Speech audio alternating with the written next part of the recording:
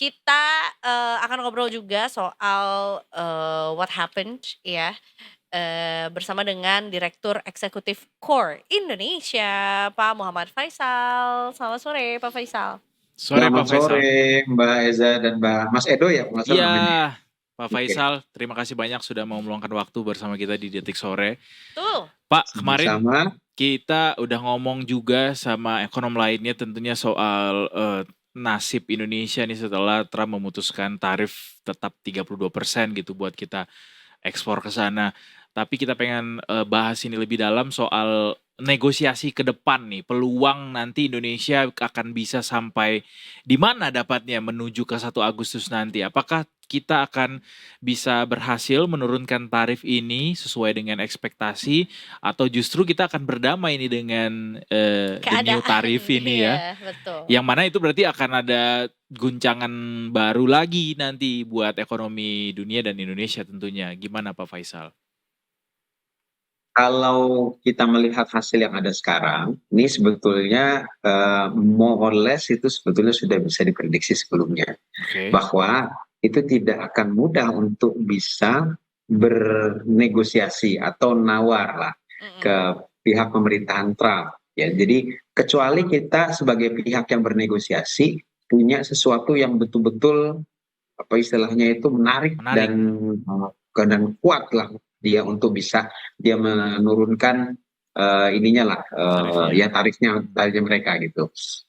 Kalau menurut dia tidak cukup menarik, tidak cukup bagus ya, dia tidak akan mau, berarti begitu ya. Nah, makanya kita bisa lihat misalkan dari sekian banyak negara yang bisa mendapatkan kesepakatan baru dengan tarif yang lebih rendah itu kan hanya 3 ya. Inggris, Cina, Vietnam Dan gitu Vietnam. ya.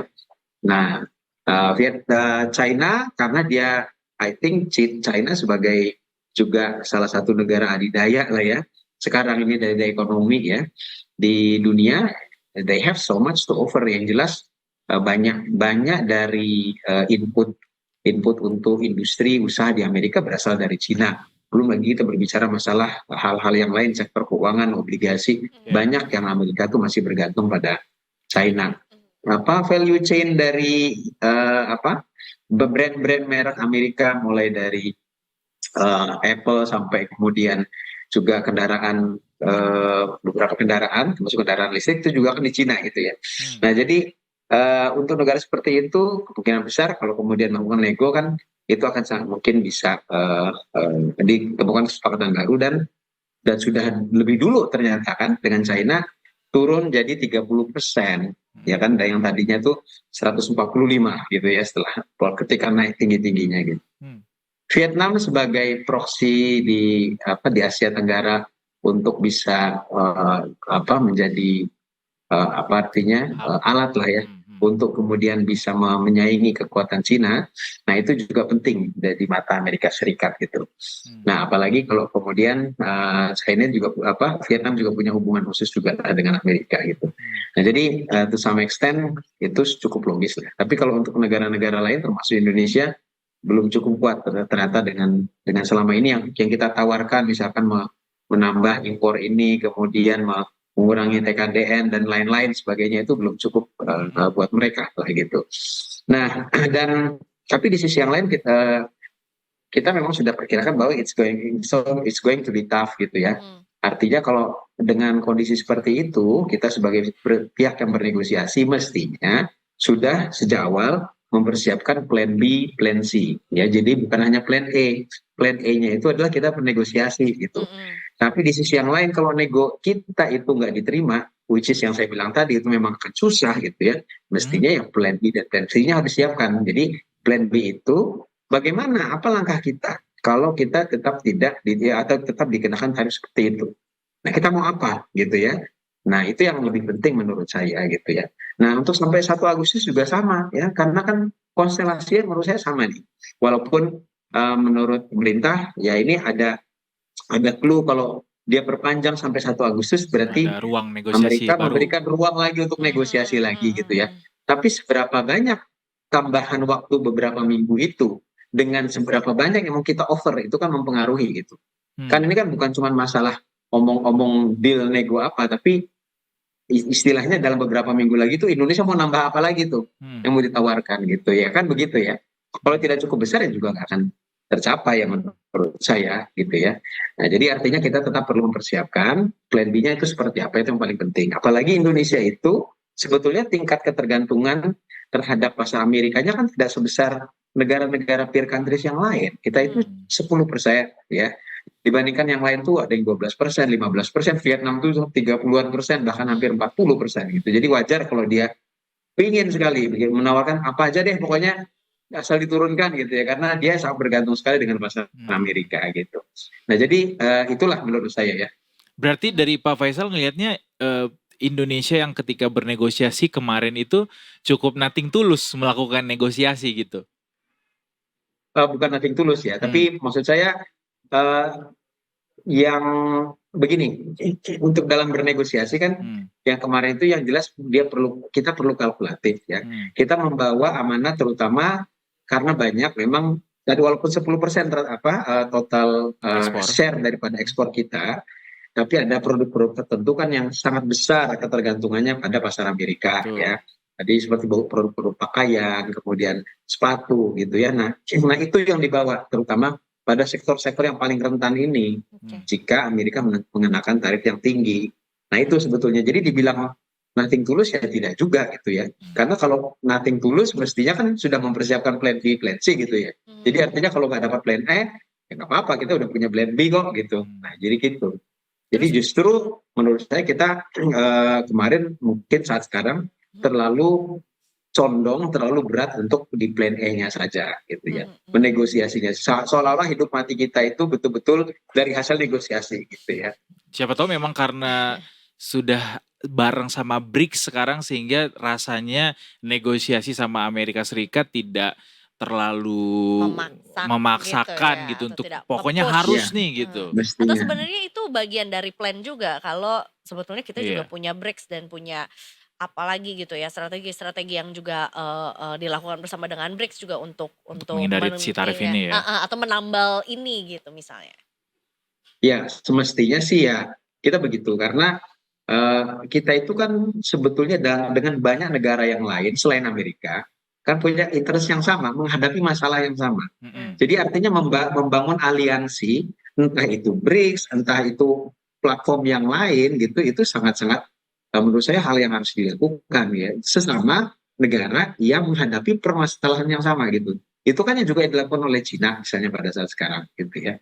Nah walaupun Cina tidak not necessarily dalam platform BRICS-nya juga, tapi di luar itu juga dengan Uni Eropa juga begitu ya dia. Nah kita juga semestinya begitu. Jadi satu dengan BRICS-nya, tapi jangan terpaku sama BRICS-nya saja karena bisa jadi jawaban atau peluang untuk kemudian bisa meredam dampaknya bukan hanya di BRICS, bisa juga di yang lain gitu ya. Mungkin bisa jadi di negara-negara tradisional yang selama ini kita belum banyak gali misalnya gitu ya, entah di Timur Tengah, entah di Afrika gitu ya. Nah tapi yang jelas BRICS punya kekuatan bukan hanya secara ekonomi ya, tapi juga secara geopolitik karena di situ ada negara-negara besar yang cukup powerful, yang cukup dipandang gitu ya di kancah global gitu. Berarti Pak Faisal melihat kita cukup beruntung sudah join sama BRICS saat ini ya? Keberuntungannya, manfaatnya dalam konteks menurut saya itu kita punya balance sekarang ya, lebih balance ya dalam percaturan dunia. Jadi kita tidak melulu condong ke yang Western saja misalnya gitu ya, tapi sudah lebih luas. Tapi pada dasarnya kan kita memang pada dasarnya politik luar negeri kita itu kan bebas aktif ya. Betul. Jadi kita bergabung ke G20, kita bergabung ke BRICS, kita bergabung kemana lagi gitu, itu sebetulnya bagian daripada bahwa kita tidak memihak sebetulnya gitu. Justru kalau kita tidak gabung ke BRICS kan nanya, loh kenapa? Kan kamu kan bukannya kamu bebas aktif, kenapa nggak gabung sama BRICS juga gitu kan? Gitu. Jadi join semua circle ya? Jadi kesana kemari gitu, mentang-mentang GNB juga gitu. Tapi ini kan sebetulnya sudah ditetapkan juga 32% juga. Apa sebetulnya dampak yang mungkin terdekat akan dirasakan sama Indonesia atau sama industri gitu? Dengan catatan worst case ini beneran kejadian 32 gitu ya?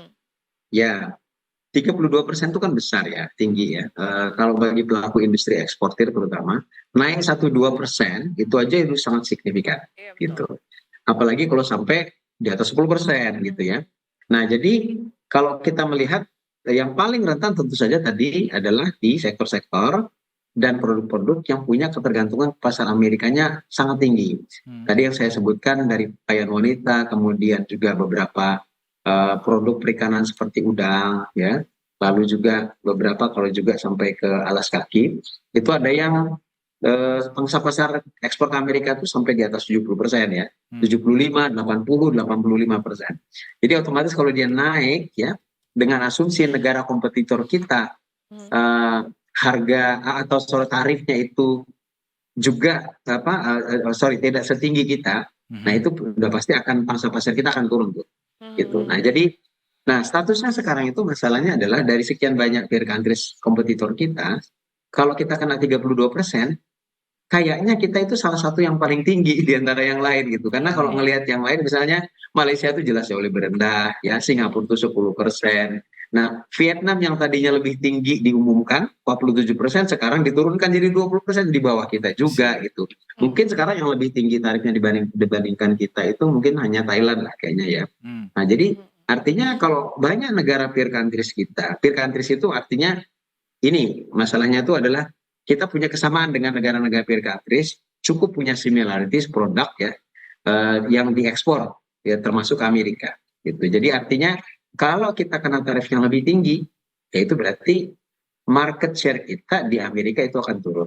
Jadi artinya akan berkurang yang bisa kita ekspor ke Amerika. Nah, sekarang yang kekurangannya ini kita mau jual kemana? Itu dia permasalahannya. Exactly. Pak Faisal, Amerika punya replacement yang cukup mudah untuk dicari kah kalau misalnya katakanlah kita men-shifting share ekspor yang tadinya ke Amerika yang 10% ini komoditas-komoditasnya ke negara lain gitu. Apakah mereka punya kekuatan cukup mudah gitu untuk mencari replacement barang-barang itu? Kan ini barang yang akan dipakai sama warga Amerika kan pada akhirnya gitu. Ya, tidak mudah Mas jawabannya. Jadi karena kenapa tidak mudah? Karena Amerika itu pasarnya besar memang selama ini, gitu ya. Jadi untuk mengganti yang besar kita mesti mungkin mengumpulkan banyak penggantinya yang kecil-kecil ya untuk bisa sama gitu ya. Dan apalagi dalam situasi global seperti sekarang ya dengan pengenaan tarif atau barrier perdagangan oleh Amerika, ini kan sangat mungkin diikuti juga oleh negara-negara yang lain gitu. Jadi tidak mungkin juga untuk bisa memasuki negara-negara yang lain tanpa ada effort juga gitu. Berarti ini jadi kekuatan dong buat kita harusnya ya. Kekuatan untuk bernego kalau mereka nggak bisa dapetin produk atau mungkin ya produk lah ya. Produk pengganti dari yang kita punya gitu. Oh iya, bisa jadi kalau itu ya. Nah, jadi makanya kita tuh perlu mengkalkulasi ya apa sebetulnya yang kita punya kelebihan yang orang lain tuh kalau nggak beli produk kita ya itu akan rugi gitu ya. Ya yang paling mudah sebetulnya sih kita diantara yang punya competitiveness tinggi itu kan sebetulnya minyak sawit ya. Minyak sawit kita itu susah dicari ininya, susah cari kompetitornya yang murah dan yang bisa masuk ke banyak input kebutuhan gitu. Nah, dan kalau dalam konteks kita kena barriers yang lebih tinggi untuk masuk ke pasar Amerika, nah itu sebetulnya kita punya jalur yang banyak ya untuk bisa menyalurkan minyak sawit kita. Masalahnya, kehilangan kita dari Amerika kalau kita kena tarik untuk sawit itu besar sekali karena sebelum Trump mengumumkan tarif, pertumbuhan ekspor kita CPO ke Amerika itu cepat sekali. Dari sekarang, jadi sekarang itu kalau nggak salah itu nomor 4 yang paling tinggi ya di antara sekian banyak produk ekspor kita tuh sawit itu. Jadi Amerika tuh nomor 4 negara tujuan ekspor kita yang paling besar untuk sawit gitu ya. Dari yang tadinya tuh sangat kecil sekali. Nah jadi artinya untuk gantinya juga tetap tidak mudah, tidak mudah, tapi kita punya jalur yang lebih luas. Nah, kalau sawit saja begitu, pertanyaannya bagaimana produk-produk yang lain yang kompetitivitasnya tidak sekuat sawit, yang kompetitornya juga mungkin banyak gitu ya. Nah, itu dia. Oke. Oke. Nada surat yang dikirim sama Trump ini kayaknya ini ya agak ada nada ancamannya sedikit lah gitu ya. Jangan berani-berani Ya, untuk sejak awal sih membalas gitu. gitu ya Oh si ya, tarif ini betul. juga. Gimana kita harus menyikapinya? Atau sebenarnya kita manut-manut aja, nurut-nurut aja gitu, jangan mau ngebales tarif yang dikasih. Atau gimana Mas Ya, menurutmu? betul. Secara diplomasi memang kita perlu hati-hati ya. Kita tidak terlalu juga, tapi saya juga tidak tidak berharap tidak untuk ngobrol juga ya. Ya. Jadi ngobrol tuh begini, kita karena kita dikasih waktu sampai 1 Agustus, kita mau ngobrol lagi nih, sudah mau kasih ini segala macam. Kalau kemudian nanti ujungnya kemungkinan besar tetap we will never be enough for him gitu ya, ya tetap aja kita mau ngobrol seberapapun, kita nggak akan bisa dapat penurunan tarif, yang mungkin turun tarifnya juga nggak seberapa gitu lah ya. Nah, jadi tapi di sisi yang lain kita juga jangan bilang, oh kalau gitu kita nggak mau mengabulkan tuntutan dia misalkan untuk kurangi TKDN, ke kris dan lain-lain. Nah, karena itu kalau kita salah berdiplomasinya, nah itu bisa naik tensinya itu. Karena sebagaimana yang terjadi juga untuk Jepang gitu ya. Jepang itu sebetulnya kan termasuk salah satu yang lenient terhadap Amerika. Dikasih fasilitas ya untuk kemudian, dan sekarang juga turun ya. Nah, tapi begitu Jepang diminta untuk kamu buka akses pasar kamu untuk beras satu sama mobil. Wah, ini kan 2 produk yang sangat sensitif bagi Jepang ya. Beras itu sangat sensitif. Mobil itu apalagi karena dia itu adalah global outreach lah kalau mobil Jepang itu. Nah, dia nggak mau Jepang itu. Boleh yang lain-lain tapi jangan yang ini. Nah, itu tapi kemudian dibalas dengan kalau gitu kamu dikasih punishment yang lain lah istilahnya gitu. Nah, jadi memang tidak mudah dalam konteks ini. Nah, disitulah diplomasi bermain semestinya gitu ya untuk meminimalisir risiko yang seperti tadi. Gitu. Baik, Pak Faisal, saya juga mau nanya soal ini, gimana sih caranya sekarang Indonesia bisa bertahan dengan berbagai macam gempuran ini ya, gempuran yang akhirnya membuat ekonomi kita tertekan dari luar gitu. Karena kan rasa-rasanya ini juga didukung sama pernyataan Ibu Sri Mulyani bahwa sekarang lembaga-lembaga internasional itu udah nggak bisa lagi jadi wasit gitu.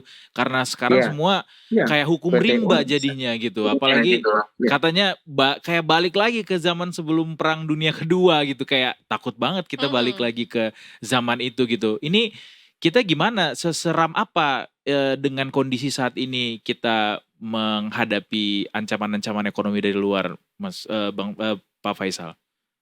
Ya, sebetulnya ini kan yang kita khawatirkan terutama kan yang dari Amerika ya, dari Trump-nya.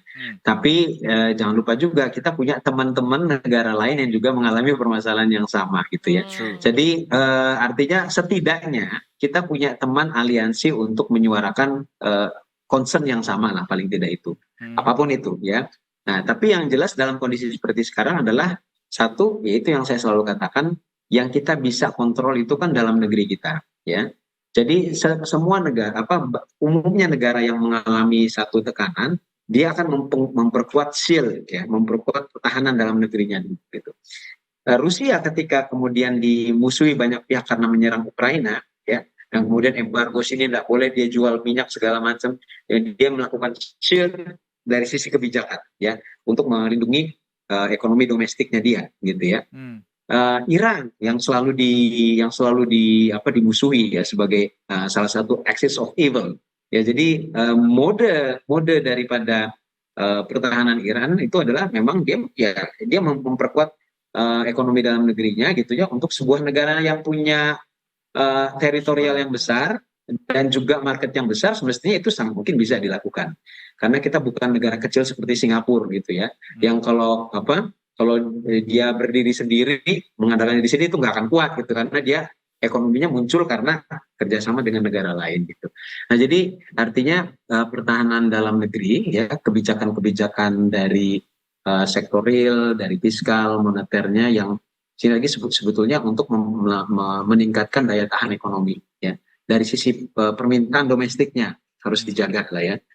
Daya beli masyarakatnya itu harus dijaga karena itu yang menjadi bahan bakar ya bagi pelaku usaha atau industri untuk bisa bergerak lah ya sebagai demand-nya. Meskipun itu sebab akibat itu, tapi ya Pak. Maksudnya Iya, kalau kita juga berusaha untuk resilient di dalam, tapi kan dari luar juga kita kena dan akhirnya yang dalamnya Digempur. juga nggak bisa seresilient itu gitu. justru itu karena kita resilient itu untuk menghadapi serangan dari luar gitu ya. Jadi itu yang harus diperkuat. Nah, tapi di luar itu, yang namanya saya melanjutkan tadi juga Iya. kan kita punya aliansi tadi itu ya. Mm-mm. Jadi aliansi tadi itu yang kita maksudnya adalah untuk melakukan effort secara secara politik luar negeri ya kerjasama gitu ya untuk mengimbangi kebijakan daripada Amerika. Yang kedua juga dalam rangka ekonomi, diversifikasi pasar ekspor tadi gitu. Nah itu yang sangat mungkin kemudian untuk juga dijajaki ya. Saya tidak yakin semua negara yang yang non tradisional itu sudah kita maksimalkan potensinya. Itu banyak sekali yang betul yang belum, yang semestinya kita bisa manfaatkan ya untuk bisa memperkuat ekonomi domestik kita yang paling tidak misalnya memperoleh barang-barang yang lebih murah ya, atau menjadi tujuan ekspor baru kita gitu ya untuk produk-produk yang secara spesifik kita perlu kalkulasi gitu. Jadi itu cukup bisa dibikin jadi alasan buat kita nggak usah panik gitu ya, karena masih banyak sekali peluang. Dan strateginya sebetulnya juga di situ. Walaupun sebetulnya juga ya negara-negara lain yang juga nasibnya sama. Juga ikut melakukan hal serupa ya. Jadi rada adu nasib nih sama negara-negara yang juga dapat tarif yang cukup tinggi juga gitu ya. Kan jadi saingan kita juga mungkin ya untuk mencari target atau tujuan ekspor baru gitu. Iya. Tapi kita harus siap berarti ya Mas ya. Tapi harusnya posisi Indonesia cukup menarik lah ya Pak Faisal untuk negara-negara lain yang negara non tradisional ini. Iya betul ya, dalam beberapa dialog saya ya dengan perwakilan beberapa negara yang lain itu sebetulnya Indonesia selalu dibilang cukup menarik, Indonesia tuh lebih menarik gitu ya. Cuman ya ada tapinya lah. Tapinya itu kita red tape-nya segala macam kalau investasi itu masih ada gitu ya. Nah, termasuk China, Thailand ya dan yang lain-lain tuh selalu melihat Indonesia itu sebagai tempat yang opportunity-nya cukup baik gitu ya. Nah, sehingga kalau kita itu bisa manfaatkan dengan bagus itu sebetulnya paling tidak bisa mengimbangi itu gitu ya. Dari sisi potensi investasi dan juga potensi untuk ekspor gitu. Oke. Nanti kita ekspor tahu bakso dari sini. Dari Cimol kayaknya Cimol belum ada nih di negara-negara lain. Terima kasih Pak Faisal untuk waktunya sudah mau berbagi dengan Detik Sore. Sekali lagi selamat melanjutkan aktivitas. Selamat sore Pak. Terima kasih. Selamat sore. Ya.